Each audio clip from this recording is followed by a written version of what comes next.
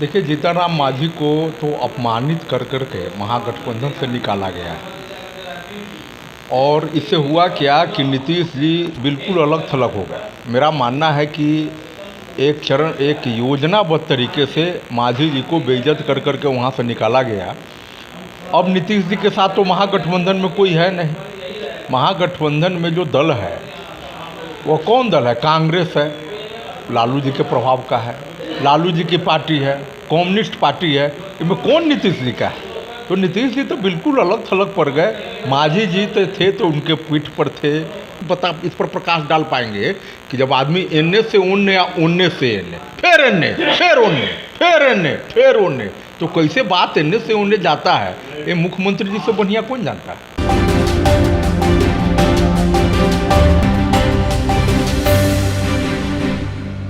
पिछले 2-3 दिनों में बिहार की राजनीति का घटनाक्रम बहुत तेज़ी से बदला है। बिहार में कैबिनेट विस्तार, उससे पहले संतोष सुमन का इस्तीफा, और उसके बाद अब जीतनराम मांझी दिल्ली जा रहे हैं। बीजेपी के साथ उनकी डील फाइनल होनी है। एनडीए में एक नए दल की एंट्री होने जा रही है।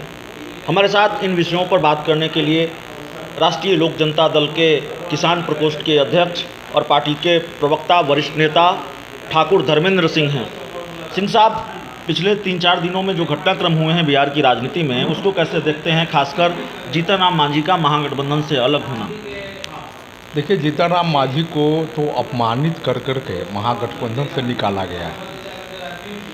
और इससे हुआ क्या कि नीतीश जी बिल्कुल अलग थलग हो गए। मेरा मानना है कि एक योजनाबद्ध तरीके से मांझी जी को बेइज्जत कर के वहाँ से निकाला गया।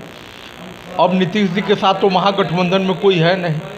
महागठबंधन में जो दल है वो कौन दल है? कांग्रेस है, लालू जी के प्रभाव का है, लालू जी की पार्टी है, कम्युनिस्ट पार्टी है। इनमें कौन नीतीश जी का है? तो नीतीश जी तो बिल्कुल अलग थलग पड़ गए। मांझी जी तो थे तो उनके पीठ पर थे, आंख मूंद करके उनका सपोर्ट और समर्थन करते थे। लेकिन मांझी जी को बहुत अपमानित तरीके से महागठबंधन में निकाला। जिस तरीके से अब चर्चा है कि वो एनडीए में जा रहे हैं, आज बिहार के मुख्यमंत्री नीतीश कुमार ने कहा कि वो तो पहले से बातचीत कर रहे थे, वहाँ कुछ बात करते थे, यहाँ आके कुछ कहते थे। और नीतीश कुमार ने यह भी कहा कि विपक्षी दलों की जो बैठक है उसमें वो रहते तो बीजेपी को सब बता देते। अच्छा, मुख्यमंत्री जी जो राते में एन्ने से उन्ने उन्ने से एन्ने जो चले जाते हैं तो उसका तो कुछ भूमिका पहले से बनाते होंगे ना, तो उनको तो बेसी अनुभव है कि कैसे। मान लीजिए कि मुख्यमंत्री जी जब एनडीए में थे या महागठबंधन में जाना है तो कुछ वो अपना खुफिया रखे होंगे पहले से ना, तो इसलिए उनको तो ज़्यादा अनुभव है। इससे वो बेसी इस पर प्रकाश डाल पाएंगे कि जब आदमी एन्ने से उन्ने या उन्ने से एन्ने, फिर एन्ने, फिर उन्ने, फिर एन्ने, फिर उन्ने, तो कैसे बात एन्ने से उन्ने जाता है, ये मुख्यमंत्री जी से बढ़िया कौन जानता है। एक बड़ी दिलचस्प चीज़ भी हुई है बिहार की राजनीति में। कैबिनेट का विस्तार तो हुआ, लेकिन जेडीयू के एक विधायक को ही सिर्फ मंत्री पद की शपथ दिलाई गई। कहाँ कांग्रेस इंतजार कर रही थी, कहाँ आरजेडी के 2 मंत्रियों ने इस्तीफा दिया है। उनका नंबर कब आएगा? आएगा भी या नहीं आएगा?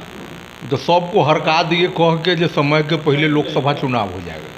आ महागठबंधन का जो दल है 0/0 एमपी वाला, उन लोगों को भ्रम में है कि नीतीश बाबू को अगर पकड़ेंगे तो हमारा बेड़ा पार हो जाएगा, क्योंकि 16 गो एमपी है इनके पास।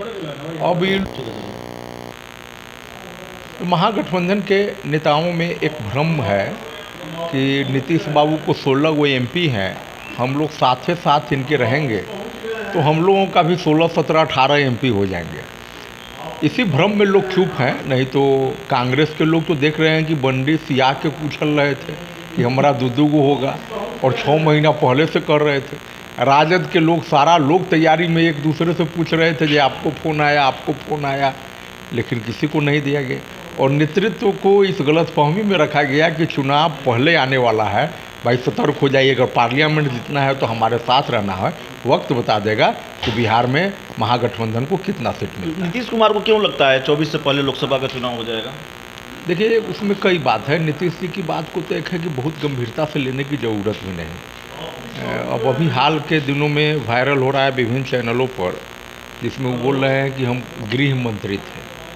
तो कब देश के गृह मंत्री थे वो तो आप लोग बेसी जानते होइएगा, हम लोगों को तो जानकारी नहीं है। तो इस प्रकार से कुछ कुछ बोलते रहते हैं और उसी में महागठबंधन के लोग हड़क जाते हैं जब बाप रे बाप चुनाव पहले हो जाएगा तो हमारे एमपी नहीं जीतेगा।